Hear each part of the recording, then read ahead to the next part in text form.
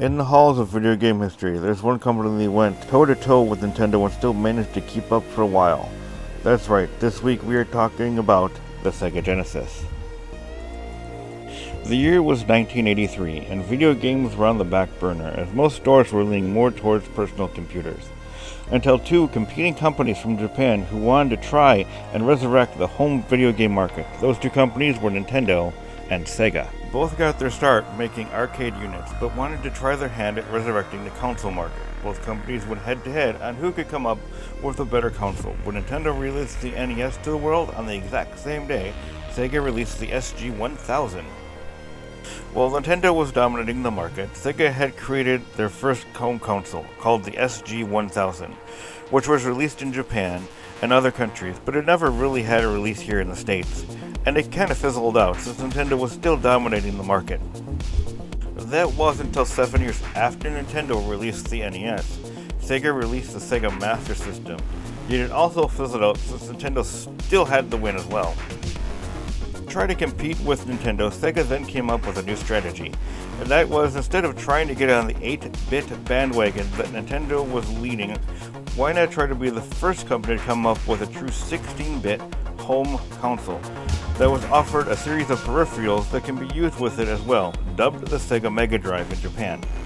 But due to copyright dispute in the States, Sega changed the name from Mega Drive to Genesis, thus making the first console named after a book in the Bible, which signifies that it was ushering in a new age in gaming, and it did on August 14th, 1989, and gave us the iconic tagline, "Genesis does what Nintendo don't."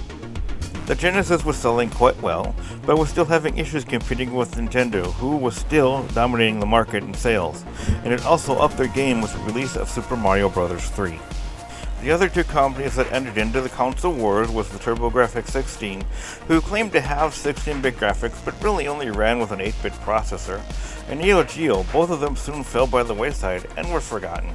The rivalry between Sega and Nintendo all came to a head in court on a court hearing on what is now known as one of the most violent retro games of all time, and that was Mortal Kombat, with both companies battling out trying to make the other look bad. Yes, the Genesis version of the game had all the blood and gore of the arcade, while inputting a code to unlock it all, but Nintendo fired back with saying that their version for the SNES took out all that and replaced it with sweat. In the end, both Sega and Nintendo came up with a unified video game rating system called the Entertainment Software Association, or the ESA, rating system, which is still in use today. Nintendo at this time was the only console that had its own mascot with Super Mario. However, Sega knew that they needed to come up with one of their own, thus creating Sonic the Hedgehog. However, by this time, the Genesis had been out for 2 years, but the idea paid off and people were rushing out to get the console just so they could play the new game, Sonic the Hedgehog. But Nintendo, knowing that they had needed to fire back with something, decided to come up with their own answer to the Genesis, the Super Nintendo. Thus, now, there were two 16-bit consoles competing. Now, Sega gambled on a new marketing idea, and that was to stop bundling the system with the arcade port of Altered Beast and replace it with Sonic the Hedgehog, and also drop the price of the whole thing by $10, making it the cheaper console to buy. Yes, this would result in a loss of profits a bit, but they would make up the loss as people would want to keep buying the games. And it worked like a charm. Sega soon was dominating the market, and by the end of 1993, they had gained 60% of the 16-bit game market and caused Nintendo to drop to 37%. With the success of sales, Sega then upped their game once again, with being the first of the two competing consoles to come out with their first add-ons, and that was the Sega CD, a CD-ROM attachment that played certain games designed for it, like Sewer Shark and the controversial game Night Trap. And then Sega came out with the Sega 32X, a 32-bit add-on that allows you to play games with 32-bit graphics. Now, as the years went on, Sega came out with two more home consoles, and those were the Sega Saturn and the Sega Dreamcast, or what I like to call the Sega Flopcast. Mainly because the Dreamcast had great games, but a very limited library of games as well. And then, soon a year later, Sony came out with the Sony PlayStation.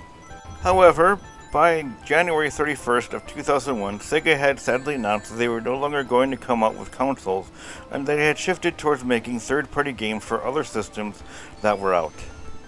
Now, by this time in my life, I only had friends who were lucky enough to have a Sega Genesis when it came out, and when the Dreamcast had come out, I remember working at a now-defunct video rental place called Hollywood Video, which competed with Blockbuster at the time, and there was one of those display setups with a Dreamcast that you could play. Sega still is making games for other systems, but like the Genesis itself, it was an awesome system to have, and if you had gotten all the add-ons, it looked kind of bizarre, but it was still a great console. Did you have a Sega Genesis as a kid, or do you have one in your own retro gaming collection? If so, let me know down in the comments. I'm Paul saying peace out and stay frosty.